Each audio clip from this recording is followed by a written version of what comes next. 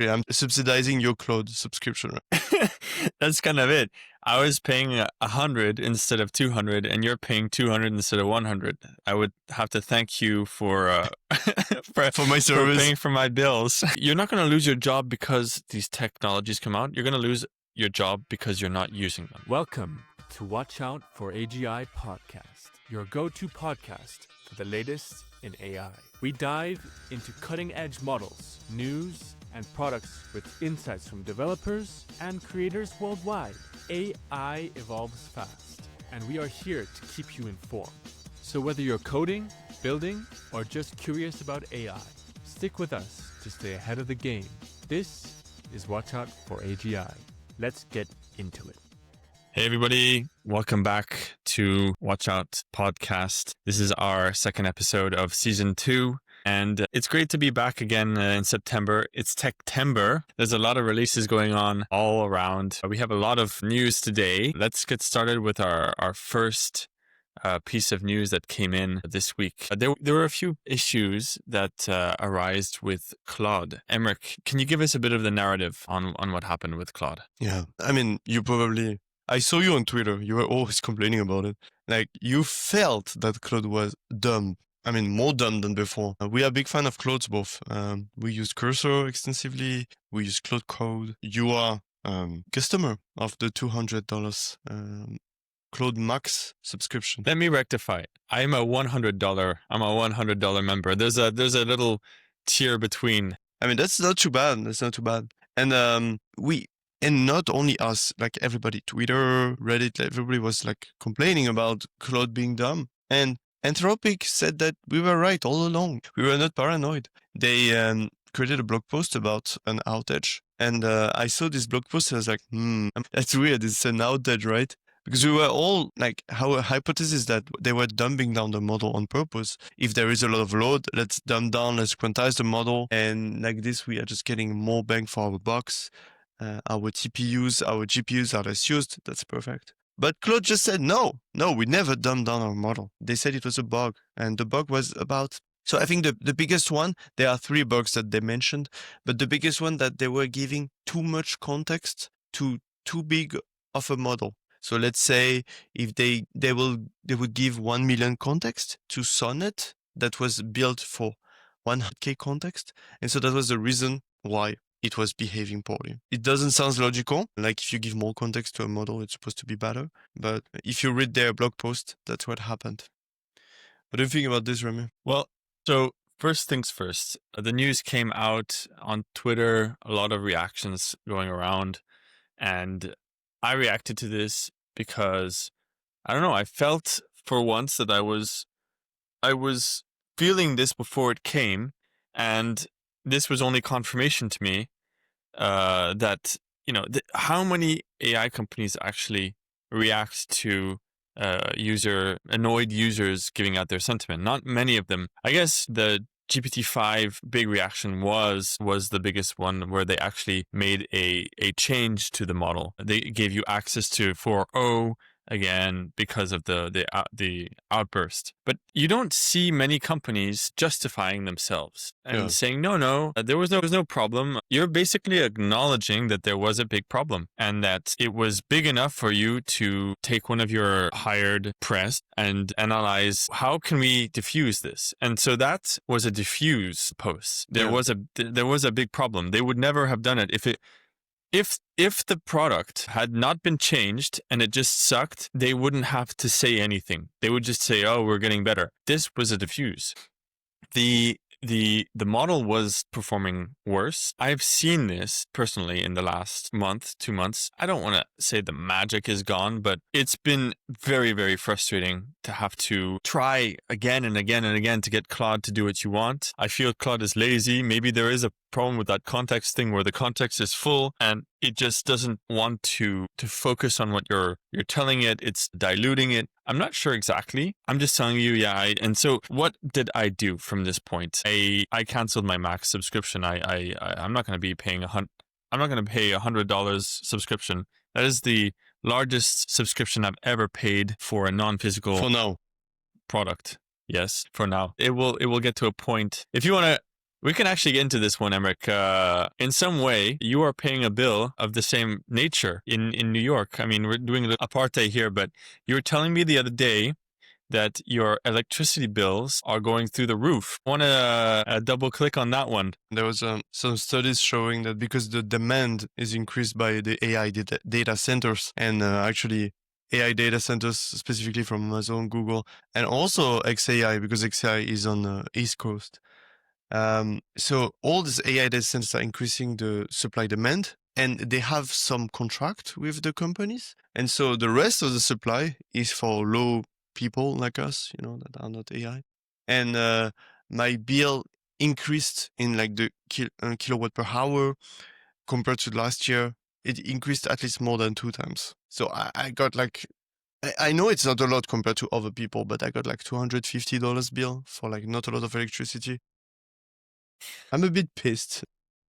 I am subsidizing. I mean, that's true. You're right, actually. I'm subsidizing your cloud subscription, right? That's kind of it.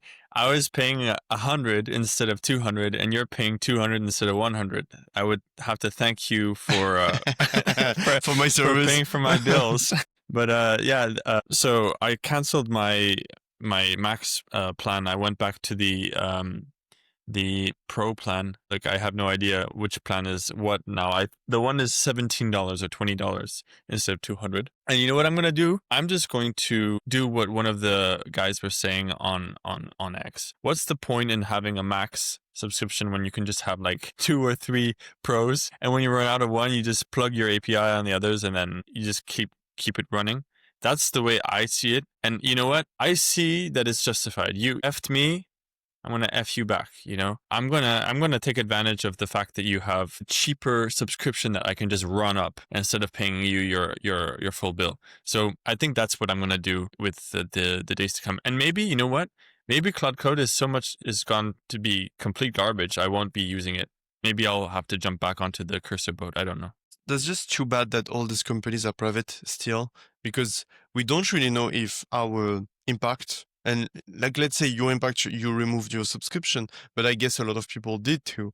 We have no idea if we had any impact on the revenue of these companies, because maybe they sold to like big corporate business and they don't give a fuck about customers anymore. So like, great, at least you voted with your wallet, but maybe that doesn't matter at all. I don't know if you saw, but on this one, I saw the latest results. I don't know if these are the latest results. 4 billion annualized revenue in June 2025. That's what Anthropic was billing. I think Anthropic raised a lot more money as well. September 2nd, they raised $13 billion for 183 post-money valuation. I wanted to get into this when it was at 80 billion in valuation. Now it's at 180. That would have been 3x my money. It's hard to get into these as well. That's one thing that I would love to get into on another pod, Emmerich, is how do you get into private equity? What are the options today if you want to get some Anthropic shares or some OpenAI shares? I think there's a lot of private funds. I think Fidelity offers one. I think Robinhood wants to offer one. It will be high fees, so you will be exposed to these companies, but with a higher fees. You probably have SpaceX in the package too. I don't have the names because I am a boomer and I'm investing only on classic ETFs. I looked into it. It's the ticket, the entrance ticket it's a lot higher. We're looking at maybe how much? 100, 200,000 to get in or something like this. Okay. And there are some websites that do it, but the thing is that there's a reason why this kind of investment doesn't exist. The idea is not to democratize private equity. I think that there's really high risk here. We're talking about pre-IPO startups. Okay, fine. Let's take a startup that is doing its Series A. There's a 90% chance that startup will not exist tomorrow. In 10 years, right? After a Series A, a lot of startups die, right? Why would we? So where do we stop? Where do we allow people to enter? Allow people to invest, and for what cost? If some guy comes in and says, "Hey, I want to put $2,000 on Anthropic," when it was at Series A, you'd be like, "This is a waste of time." We only want 3 investors with. We want to raise 50 million. Go away. So getting to these pre-IPO levels, late stages, I think this is a Series F, which is pretty late stage. It changes a lot, but it doesn't allow you to come in with your $2,000 and say, "Hey, I want a few shares." You still need to make it worth the time of the people, and knowing that you're actually buying shares of people who are working in these companies that are actually creating a contract to sell the shares to you first at the first occasion that they can sell them at the price that is at that sale event. And so you're mentioning Anthropic being 1/3 of OpenAI. And now I'm switching gears a little bit about OpenAI. Have you seen about their new model, the GPT-5 Codex? And I'm not talking about Codex the CLI. I'm talking about Codex the model. Can I please, before we get into this, say that I'm already confused? I think a lot of people here are. Can we please make things a bit more understandable for the public? We have GPT-5 Codex, so that's a model. It's a model. What is it called? Codex or GPT Codex? What is it called? It's GPT-5 Codex, and then they add their medium high, so you can use GPT-5 Codex high. Nah, so it's already, that's what I was saying. It's hard to follow this stuff, right? But no, I haven't used the latest. I have used GPT-5 high. Is that what? Is that Nope. that's not Codex? It's actually different.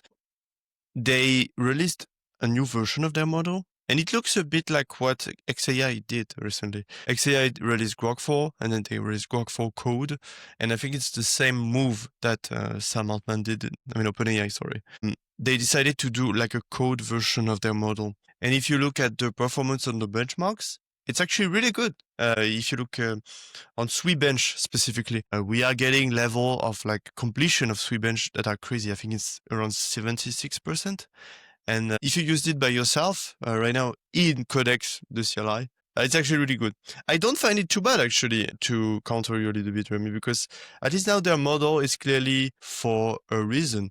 You have GPT-5 being the general model and GPT-5 Codex being their specific for code model. I don't think it's that bad, to be honest. So, all right, you have to help me out here. I'm asking you this one. Is this available in Cursor? It should be, but I'm not using Cursor recently, so you will have to say to me if you see it in availability. I don't see it. I see GPT-5 high. Okay. So it's probably not Codex then. It's probably not Codex. It's a different one. And it's pretty good. GPT-5 high is not too bad, but it's not as efficient for code as GPT-5 Codex is. So you're using Codex. It's, yes. It's a CLI, and so I'm opening up my terminal right here. Just to see. It works a bit like Claude Code. I haven't used Codex, the CLI. So how different is this from Claude Code? So there is one thing that I found pretty nice, actually, for Codex. First thing is the setup. I don't know how you're using Claude, but Claude, you're just starting it in a repository.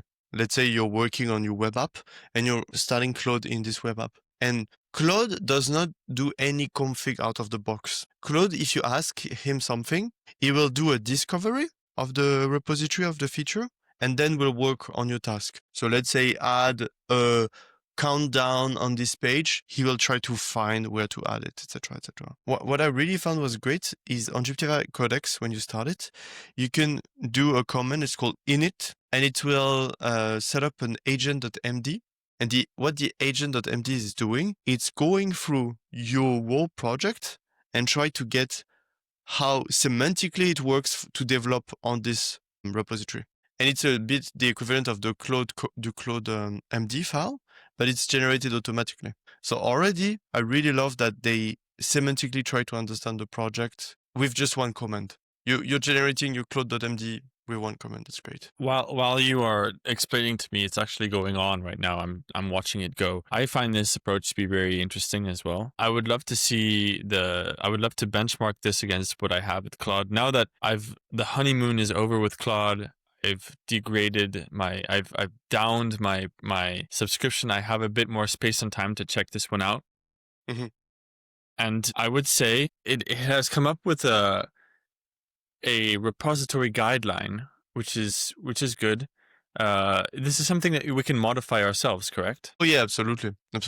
And this actually brings up something that I saw on Twitter the other day. There's a big debate going on. This is called agents, capital letters, .md. Do you see where I'm getting here? There's someone who is saying, when the hell is Claude going to start using agents.md instead of using their Claude.md? Because they're basically closing themselves to the ecosystem. And there's some sort of norm that's taking place. Like the MCP kind of won that battle. Now the agents.md file is seeming to get a lot of traction with the other other products. Yeah. I think that, well, correct me if I'm wrong, I think Google uses agents.md, correct? I don't think so. I think they're using Gemini.md. They also create their own kind of cloud. Okay. I might be wrong here, but I saw someone who was listing out all of the products that use agents.md. And there was a bunch of them. There was like 15 of them. And they were big names. I think the V0, by the way, I used that earlier. It's trash. It's so bad. It's so bad. We'll get into that because we have a secret project that we're working on with Emmerich, and I wanted to spin up a quick UI with that, and it was absolute garbage. I'm glad I only did one prompt and not more. But I'm seeing a lot of people using this agents.md instead of the proprietary naming. And for the rest, for the usage of the CLI itself, so I asked the same question to Claude. So the concept is just to have some level of completion. I have this app, you do a series of stuff and you need to keep a state of completion on the app. I tried 5 times with Claude. Like, I'm not gonna lie, like 30 minutes, another 30 minutes. I'm retrying, like with different way of prompting the thing. It's not necessarily super complicated, to be honest. And I gave it the same to Codex, and Codex just one-shotted it. Like, it just worked out of the box. This is exhausting. Yeah, I know. I have been breaking my brain with Claude recently. It's been really bad. I mean, just earlier today, I've been back and forth. We were in a situation where it would break the UI to implement a button. So I said, the button works, but you broke the UI. Oh, I did. Let me implement. So it puts the UI back, and then the button's not there. I said, you literally took the button away. Yeah, because it was broken. No, I said, put the fucking button and the UI in. And it says, and you guys all know, I see now. I see. Now I understand. I need to put the button and the UI and it should work. It's like, bro, after half an hour, that's just exhausting. Yeah. And so actually, if you're telling me that you're not getting that sensation from Codex, that is a shift. I never thought that GPT would get to that point. They were so behind, and Claude seemed like it was so much ahead. I'm really, really disappointed with Claude. I can't believe that they lost their advance here. We were talking about them having years of advance. It's crazy. No, I mean, I think it's still like a super amazing research team. And I just think right now we see a shift in the model. And I think right now, immediately, also it's because I'm not using Opus. Like, are you using Opus a little bit? Did you felt a difference with Opus? Because you had this $100 subscription. Opus, yeah. Well, Opus eats away at your credits, like major. I don't know what the price is compared to. I know Sonnet is $15 per million. What is Opus? Do you know? It's like, I actually don't know. I'll just double check. Maybe it's 10 times more. I don't know. Is it like 100 per million? So I see Opus 4 cost $15.75, while Sonnet cost $3.15. So there is a 5 times. Okay, It's 5 times more expensive. Yeah. That makes sense, right? Yeah, I got it all mixed up. I said it was 15, but it's 3 and then it's 15 for them. Yeah. So it eats up away, and you actually hit your limits on your $100. That's another thing that really sucks. I mean, I don't want to feel limited. That's why I bought that subscription. And it says that when you get the $200 max, then you get a 20x more usage. So you double your money in, and you're getting basically more 20. You're getting 5x. So you're getting 4x from the 100. Anyway, also I don't understand why there are 2 max subscriptions. It's a bit strange. Fine. It's good for me because I didn't want to pay 200. 100 is great. Emmerich, I had a question about Codex because I was using the Visual Code Studio Code. There's like an open Codex button that is there. Have you used this one? No, I didn't. I got friends that used it, and they got good. I think it's the same. It's the GPT-5 Codex model, and I'm not fully sure it's the exact agentic workflow that Codex is using, but it's quite equivalent. I think Visual Studio Code right now with this codex, as confusing as it sounds, is great. My opinion on this one is it's complete trash. The one I tried it, complete trash. Okay. My first review would be that slow. Holy shit, it's so slow. It's so. I just remember having a task that lasted 5 minutes, and it would just go reading file. It would not. It was not able to do greps across the code base or something. I don't know. It would just read files individually, and I think I was maybe on not a high priority queue, so it was so slow just to implement the basic stuff. And this was before the GPT-5 Codex. This was at GPT-5. Yeah. And there is a difference in latency and speed overall. So it's basically like fucking every AI tool nowadays. You need to retry it every week because they're actually becoming better. We're going to talk about Grok soon, but Grok is frustrating because they're actually becoming way better all the time. That's one thing that I think that they're still camping in the headquarters. I saw another. I saw another. That's probably why they are so good. They are doing more than the 9. Oh my god. The 16.7. Yeah, I mean, as long as they get enough sleep and they don't become violent with themselves. I can't believe camping next to other nerds and geeks, and I need a bit of space, you know. Maybe the smell. But I heard they're very, very, very smart individuals, and so, you know, they probably get the job done. Yeah. So I guess the action point for me would be to take this codex. Yeah, quick question on pricing. What is the pricing like? About Codex, the model? Yes. I actually don't know about the model in itself. I'm not sure it's even available through API. I will have to double check. For now, I'm using it on the CLI. The CLI is available when you have Pro. So if you just pay a $20 box subscription to chat. Mm-hmm. Mm-hmm.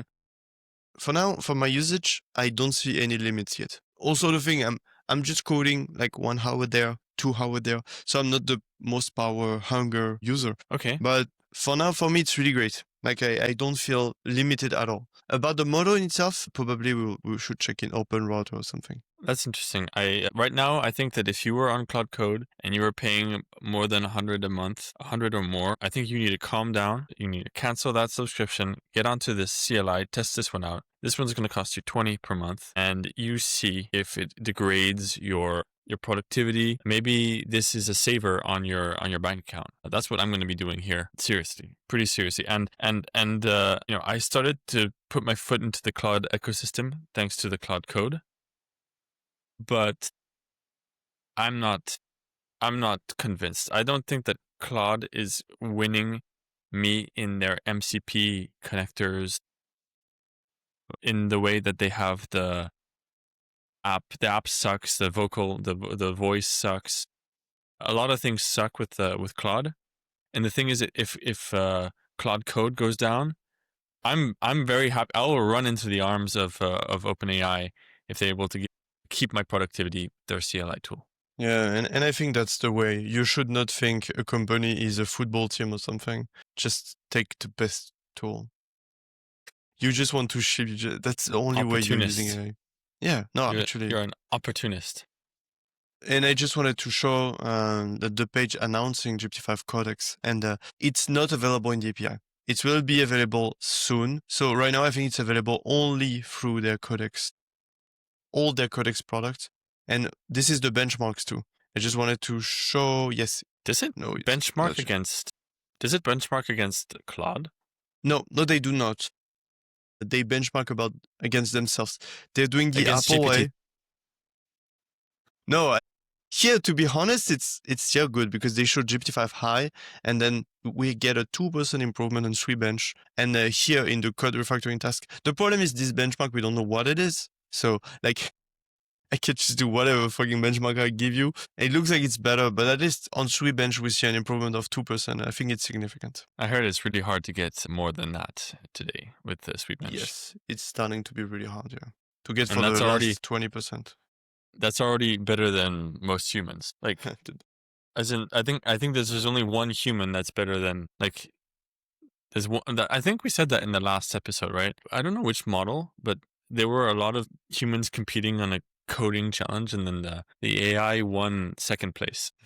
Now we talked about this new model. And again, to not change, we're going to talk about another model. And so this is the one that is a bit frustrating to talk about because sometimes like they are so presumptuous, the team of XAI, but they're honestly cheap. They are not a lot. They are probably not paid the best in the industry, but they ship all the time. And so it was, I think 1 month ago, they released Grok 4. They were talking like this was the best model, blah, blah, blah. People were using it, but like not that much. But recently they released Grok 4 fast, but don't get mistaken, it's actually better than Grok 4. And I think they do. I'm not sure they are showing it in this page right now, but what is really impressive is that you get to, like, let's say live code bench. I'm not sure about the numbers exactly. If you want to run it with GPT-5 it will cost you like $800 or something. Just because the price to the API compared to the intelligence is a lot. For something equivalent than GPT-5 instead of $800, you can go down to $40 with Grok 4 fast. And that's really impressive because it's a super cheap and smart model. And I think right now, I would like to see if they have interesting benchmarks. It's really impressive when you compare to the rest. Like see Grok 4 fast here is really well positioned into the price efficiency compared to things like Grok 4, GPT-5 Gemini 2.5 Pro. I think they actually got a really huge breakthrough intelligence against like price. Really impressive. And the drop here in intelligence is how much? I don't see on the graph. They say the ratio is 60 against 65 for Grok 4. I mean, and when it comes to intelligence, are we talking about the handling of a context? So this would be a smaller context. Is this trained on less data? What is the limitation here? And what does this mean in terms of intelligence? So I think the way they calculate intelligence is just like they take a lot of benchmarks and they compact all the benchmarks. So you will have to look at the specific details. There were more details before, but I think it's just a mix between all the benchmarks. And I think it also includes LM Arena. That is like a vibe benchmark from the user. And for now, I think it's a good indicator, pretty much. And this is a reasoning one. It's a reasoning one, yeah, absolutely. They are known, Grok, they are known, and that's why they are so expensive here. They are basically consuming a lot of tokens. I think one of the segue XAI took at the beginning for Grok 4 was just like to make the model think a lot. So for reinforcement learning, it's just thinking. And we saw in the DeepSeek paper that the longer the LLM thinks, usually, the better the answer is. And so Grok 4 was good in terms of intelligence, but that was bad in terms of performance. I don't know. They got a breakthrough and they were able to reduce this by like a factor of like 10, even 20. Grok 4 is the heavy one, right? Yes. So I didn't even know it was that expensive, but I guess Opus is way more expensive. So if you go to the cost on Opus, yes, it's more expensive. Yeah, that's insane. Well, we can see here that DeepSeek is not too bad. Not too bad here in this one, DeepSeek 3.1. Thinking. Yeah. Not the other one. The other one, the thinking one. Oh yeah. Actually, yeah, it's is not too bad. Yeah, it's not too bad. Really good price. And you can see how terrible Mistral and Llama are on this one. Okay, don't start to talk poorly about our French friends. I know, but Llama as well. I mean, I thought they might have discontinued that one. I mean, super intelligence is soon here. Don't even worry about it. This is super interesting. Super interesting. This page is definitely to visit for those who don't know yet. Something else that is pretty great actually is not only their performance in purely LLM-based model, they are actually becoming really good at search because the advantage. So I'm talking about purely a tool that allows you to search on the internet. And I think from their benchmark and like the vibe benchmark of everybody, it's pretty good. And it's also available to go on X. So if you want to do like a tool that understands X and what are the trends, Grok is just the best. To understand the trends, Grok is really good. So Grok, fast. I see now that you have fast, you have expert, and you have super Grok. Are they going to get rid of their Grok for heavy? I mean, what would be the next step for them here? Because it's not like the two products are next to each other in terms of pricing and intelligence. They're on the other side of the spectrum. You can see the O3 and the GPT-5 High are really close to each other. Right here, it's the opposite. And also look at Claude, Sonnet, and Opus. They're really close. Here, they have, like you said, a breakthrough. And what are they going to do with Grok Heavy? Like, what's the point in having that model? Yeah, that's it. I think you just answered, like, they just, released it, looked at if people were interested to use it. And now what's going to happen is everybody going to move to Grok 4, because I think it's actually a good model. And I think a lot of professionals will use it. And I just think they're going to like deprecate Grok 4 Heavy, and nobody will care. I think nobody will care, to be honest. Yeah, nobody's going to be screaming, "Hey, you deprecated my API."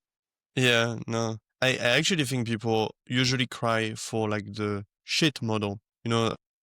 Like 4.0, you had like people screaming, I think, actually, about 4.0 being removed. I just think it's because it's the model that people are using the most. So I think like the shit model will be missed. The like super smart model for now, no, not really. Yeah, like I think, but a few people were pissed off at 4.5 being removed. It was like the massive model that cost so much. I see some posts all the time, some people crying about 4.5. I don't get it. I hated that model. And, it goes to what we were talking about last week, where a model is given not only the context, the prompt, etc., but it's also given an expected output. And in the UI of ChatGPT, where it was free to use, it was giving me a blog article that you could read in probably 30 seconds. It was trying to save money, right, while giving me some GPT 4.5. Give me some 4.5, but don't make it useful.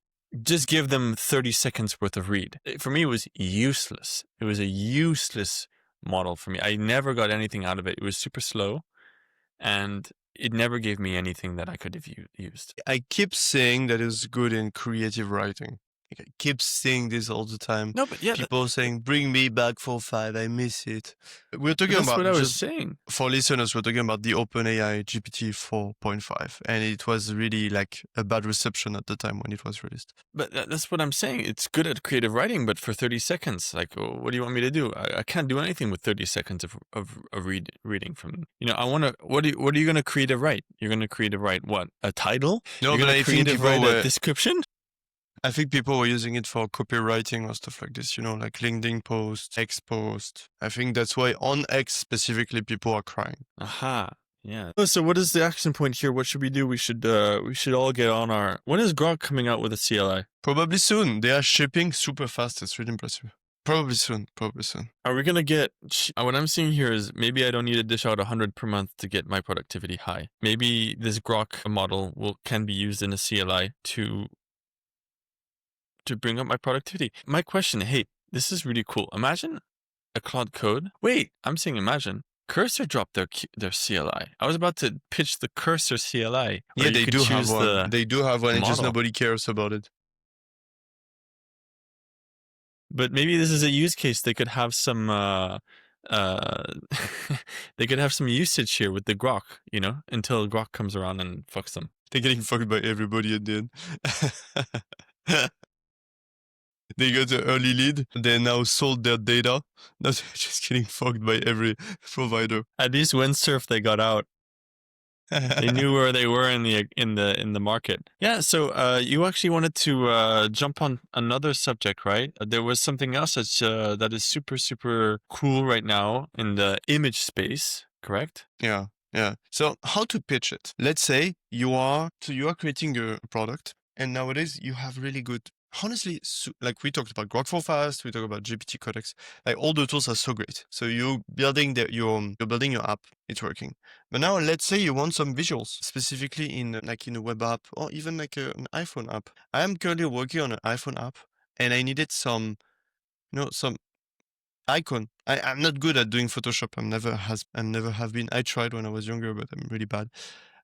Okay, let's share really fast. And let's say you want some icons for your app. So of course you can generate images with the Google model, but I'm talking about Nano Banana again.